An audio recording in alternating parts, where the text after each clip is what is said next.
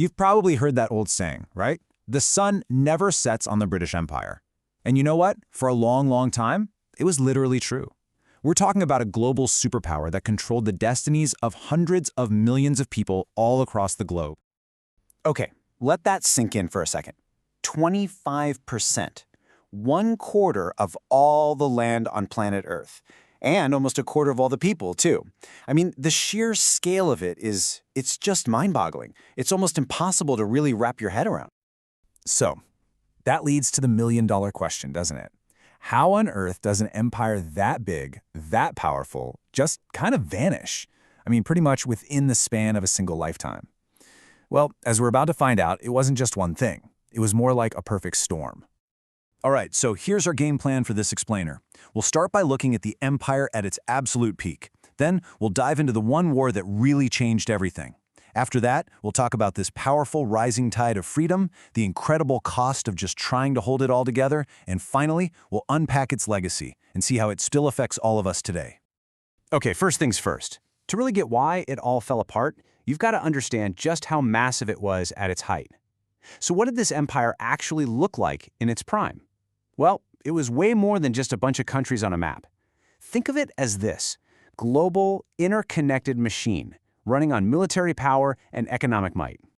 The whole thing was held together by the Royal Navy, the most powerful fleet in the world. They were like the guardians of these massive trade routes, shipping resources from places like India, often called the jewel in the crown, and huge parts of Africa all the way back to Britain. It was this incredible network that linked big, self-governing countries like Canada and Australia with tiny colonies all over the globe, all under one flag. And for a while there, it really seemed like nothing could ever bring it down. But everything has a breaking point, and for this global power, its greatest test was just around the corner: World War II. This conflict would do more than just test the empire. It would rip open the cracks in its foundation and speed up its collapse in a way that, honestly, nobody saw coming.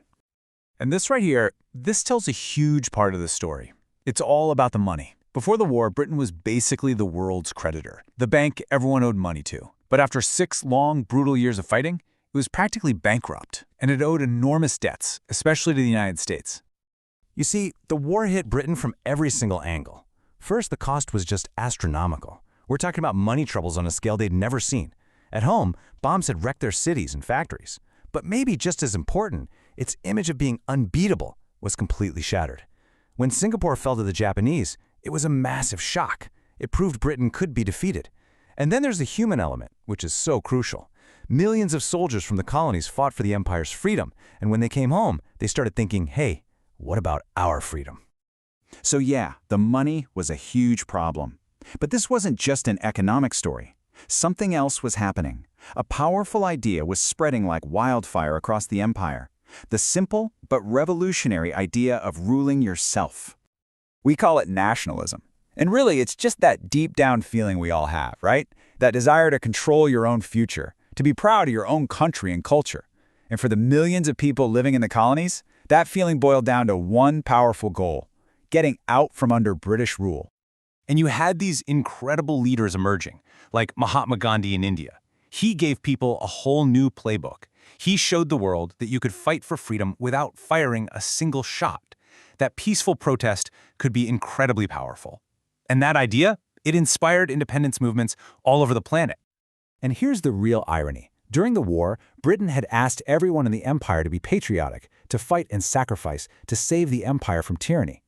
Well, after the war, people took that exact same patriotic spirit and turned it towards their own nations.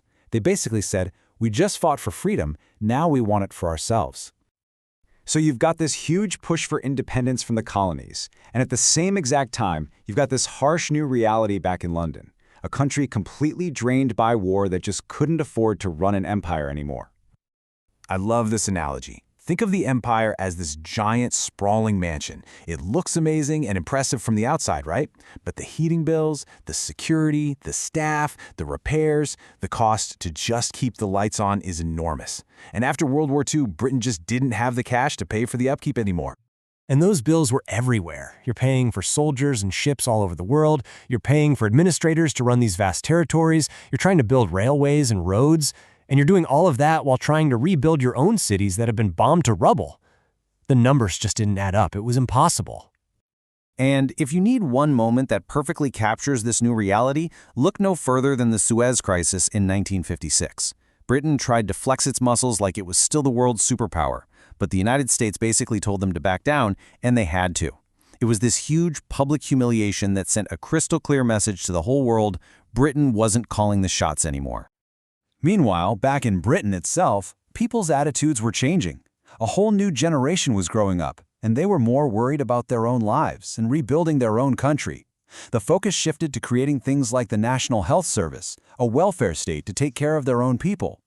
The idea of spending a fortune to control some faraway land just wasn't popular anymore. The political will to keep the empire going was just evaporating. So let's put it all together.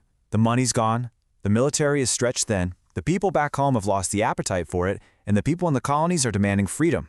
The stage was perfectly set for the final act, the incredibly fast collapse of the biggest empire the world had ever seen. And boy, did the dominoes fall fast. It really started with India's independence in 1947.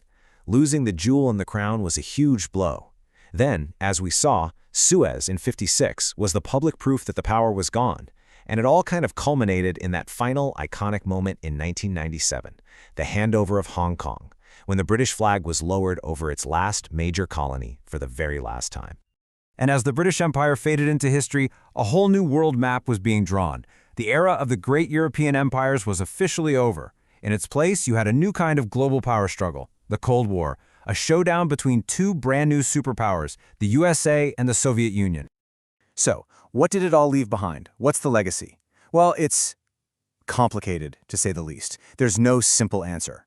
On one hand, you have the English language, which became a global language. You have systems of law and government, and infrastructure, like railways, that are still in use. But on the other hand, you have a really painful history. A history of exploitation, of suffering, and of borders just drawn on a map in an office in London with no thought for the people who live there. Borders that are still causing conflict to this very day. And that really leaves us with something to think about, doesn't it? The British Empire might not exist on a map anymore, but you could say its ghost is still all around us. It's in the way we talk, the way many countries are run, and in the incredibly complex politics that connect us all. The real question is, how does the memory of that empire, both the good and the very, very bad, still shape the world we all live in today?